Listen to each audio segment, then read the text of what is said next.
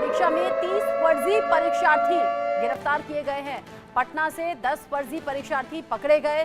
दरभंगा से 12 ऐसे फर्जी परीक्षार्थी थे जो पकड़े गए हैं। छपरा से 5, गोपालगंज से 2 ऐसे स्टूडेंट्स हैं जो पकड़े गए जो फर्जी थे। बेगूसराय से 1 फर्जी अभ्यर्थी गिरफ्तार हुआ है।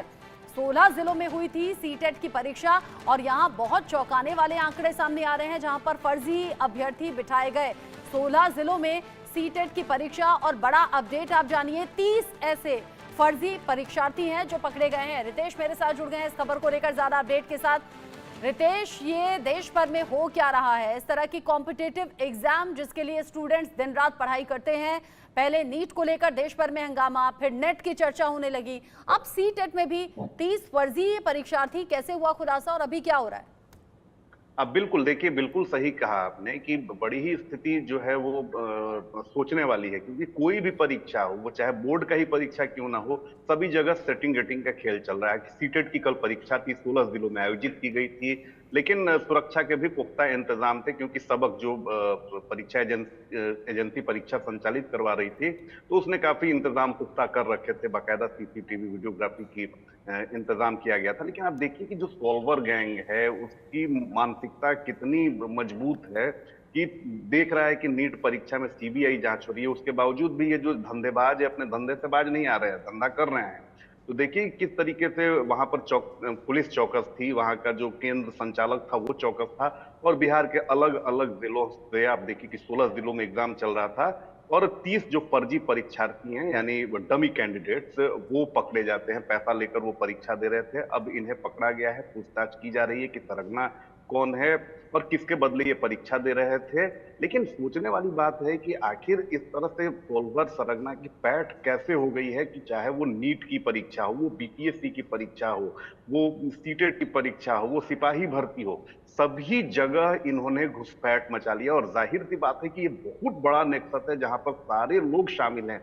वहां पर अधिकारी भी उनकी मदद कर रहे हैं, वहां पर पूरा तंत्र जो है उनकी मदद कर रहा है, और सभी को पैसा बराबर बराबर जा रहा है। और यही कारण है कि देश का कोई भी परीक्षा हो वो अब सवालों के घेरे में है। हालांकि इन सभी लोगों को पकड़ लिया गया, लेकिन सवाल तो जरूर उठेंगे कि आखिर इस तरह से कहां चीजें गड़बड़ हो रही हैं कि कोई भी परीक्षा हो वो अब फुल प्रूफ आप उसे नहीं कह सकते हैं, आप उस पर संशय की निगाह से देखेंगे। रितेश, सीटेट के एग्जाम किसके जरिए ऑर्गेनाइज कराए जाते हैं यहाँ पर, और ये खुलासा हुआ कैसे यहाँ पर 30 डमी कैंडिडेट हैं?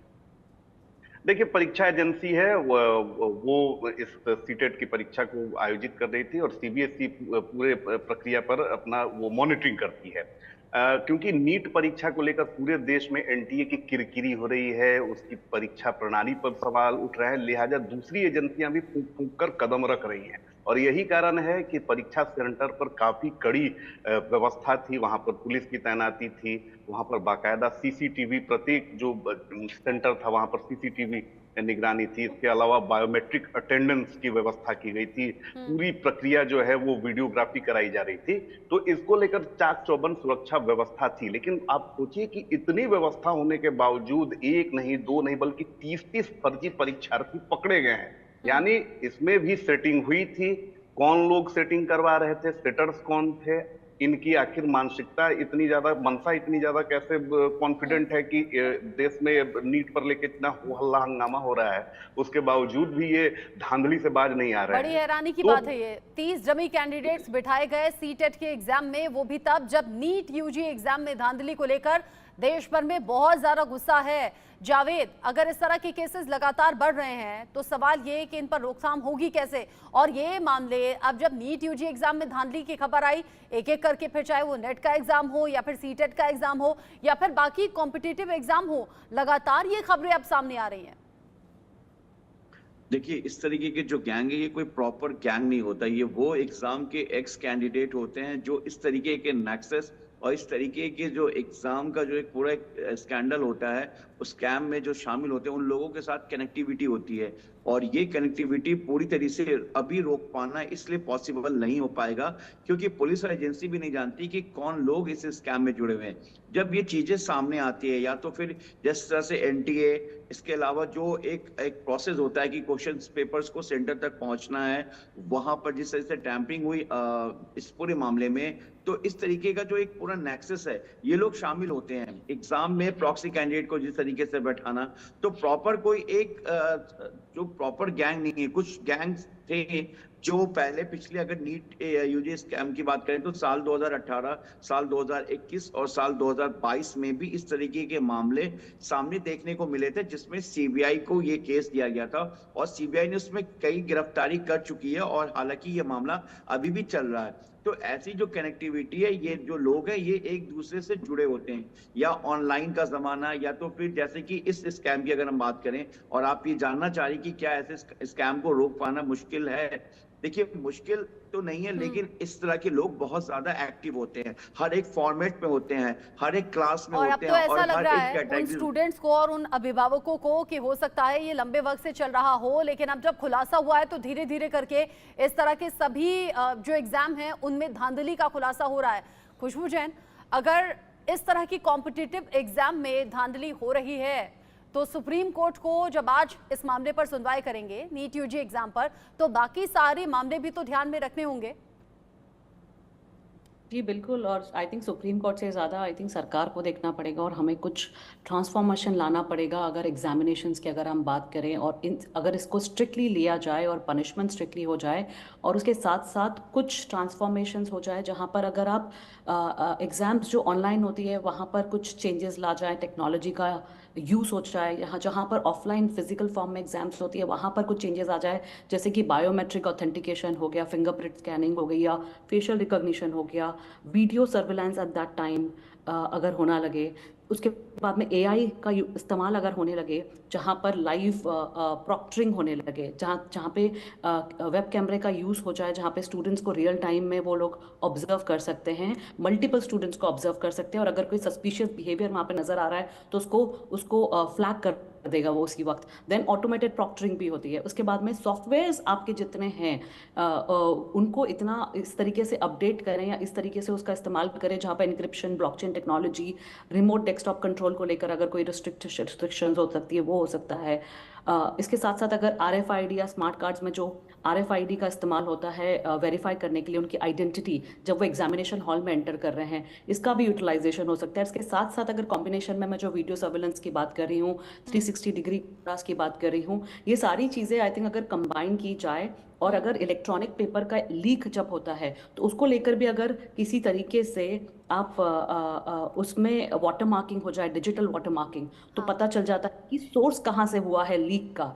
तो जब भी किसी तरीके की कोई चीज़ें करने सोचेगा वो 4 बार सोचेगा कि टेक्नोलॉजी इतनी फुल प्रूफ है कि मेरे तक पहुंच जाएगा। 90% क्राइम तब होते हैं जब उनको लगता है कि हम बच जाएंगे, हमें पकड़े जाने का कोई लेकिन वो हैरानी नहीं है, ऐसा हो भी सकता है। अभी तो ये खुलासे एक के बाद एक हो रहे हैं। आपने कहा कि क्रिमिनल क्राइम तब करेगा जब उसे लगेगा कि वो पकड़ा नहीं जाएगा। ऐसा हो भी सकता है इससे पहले ये धांधली चलती आ रही हो। ज्योति अरोड़ा, आपने कहा कि इससे पहले 2024 से पहले अगर बात करें तो मुश्किल से 2 या 3 ऐसे कैंडिडेट होते थे, स्टूडेंट होते थे जो टॉप करते थे, यानी कि फुल मार्क्स ले आते थे। लेकिन इस बार तो मजाक बना दिया है। 67 बच्चे टॉप 1 पर, यानी कि नंबर 1 की रैंक पा गए हैं, टॉप पर आ गए हैं। साथ ही साथ एक विशेष सेंटर पर लाइन से बच्चे टॉप कर जाते हैं। डमी कैंडिडेट बिठा दिए गए, पेपर लीक हो गया, पेपर रातों रात रटवा दिया गया। बड़े बड़े स्कूलों के जो प्रिंसिपल हैं, वाइस प्रिंसिपल हैं, बैंक के मैनेजर्स हैं, न जाने कौन कौन है जो अब तक इन्वॉल्व पाया जा रहा है इस मामले में। जी बिल्कुल मैम, इसमें जैसे कि खुशबू जी ने अभी कहा कि बहुत सारे ऑप्शंस हैं जिससे कि हम इन सब चीजों को रोक सकते हैं, लेकिन मैम रुकेगा तो तब जब हमारी इंटेंशन होगी इस चीज को रोकने की। तरीके बहुत सारे हैं, ऑप्शंस बहुत सारे हैं, लेकिन मैम इसमें लोग बहुत ज्यादा लेवल पे मिले हुए हैं। खाली माफियाज नहीं है इसमें, और भी बहुत सारे लिंक्स हैं, तभी उनको इतनी हिम्मत मिल पाती है इस लेवल पर इतने बड़े बड़े धांधलियां करने की। और स्कॉलर्स जो बैठते हैं, जो डमी कैंडिडेट्स बैठते हैं, उनको भी इस बार का जरा भी डर नहीं है कि अगर कल को वो पकड़े जाते हैं तो उनका पूरा भविष्य दांव पे लग जाएगा। वो अगर ये बिल्कुल डर होता तो धांधली करते ही होकर- नहीं। ज्योति, चूंकि आप तो ऐसे बच्चों की काउंसलिंग करती हैं, उन्हें गाइड करती हैं, जब बच्चे अच्छे नंबर पाकर सरकारी कॉलेजेस पा जाते हैं तो रिएक्शन क्या होता है, और जब नहीं क्लियर कर पाते तो रिएक्शन क्या होता है? मायूस, हताश होते हैं क्या? क्योंकि अभी 24 लाख स्टूडेंट्स में से मैक्सिमम लोग हैं जो बहुत ही ज्यादा अनसेटिस्फाई हैं इस एग्जाम को लेकर और बहुत ठगा हुआ खुद को महसूस कर रहे हैं, कह रहे हैं धांधली हो गई है हमारे साथ। बिल्कुल मैम, बिल्कुल धांधली हुई है इसमें कहना कोई दो तरफा बात नहीं होगी, क्योंकि नंबर ऑफ सीट्स की अगर मैं बात करूं पैन इंडिया तो ओनली 55,000 सीट्स है पैन इंडिया गवर्नमेंट की, जिसमें हम रिजर्वेशन की भी बात करते हैं, जो कि ऐसा नहीं है कि सिर्फ अगर मेरी 55,000 तक रैंक है तो मुझे गवर्नमेंट कॉलेज मिल पाएगा, जिसमें SC ST OBC EWS और भी बहुत सारे कोटा होते हैं जिसमें सीटें मिलती हैं। तो जनरल कैंडिडेट की अगर मैं बात करूं तो मात्र 21-22 हजार रैंक तक मैं कहूंगी कि बड़ी मुश्किल से कॉलेज मिल पाता है। तो रैंक की बात है यहाँ पर, जो बच्चा यहाँ पे आज 720 में से 650 नंबर लेकर आ रहा है, दुर्भाग्यवश मैम उसको भी कॉलेज नहीं मिल रहा। 670-680 नंबर का बच्चा, जो कि अगर हम 2023 की बात करें और उसके पीछे की बात करें तो उसको एक अच्छा कॉलेज मिल जाता था, लेकिन आज स्थिति है कि उनको भी यानी आप कॉलेज कह रही हैं नहीं कि 650 नंबर लाने के बाद भी आज कॉलेज नहीं मिल रहा, जो कि पिछले साल तक 615-620 नंबर से मिलना शुरू हो जा रहा था। जावेद जी बिल्कुल। जावेद, आज जब सुप्रीम कोर्ट में मामला सुना जाएगा, अभी सोर्सेस क्या कह रहे हैं? क्योंकि अभी यहाँ काउंसलिंग स्टार्ट हो जाएगी, जो कि अभी पिछले ही दिनों आगे पोस्टपोन कर दी गई है। वहाँ काउंसलिंग स्टार्ट हो जाएगी, अगर स्टूडेंट्स को कॉलेज मिलना शुरू हो गए तब तो फिर कदम पीछे खींचना बहुत ज्यादा मुश्किल हो जाएगा, क्योंकि चीजें इंप्लीमेंट हो चुकी होंगी। क्या चांसेस लग रहे हैं आज कोर्ट से?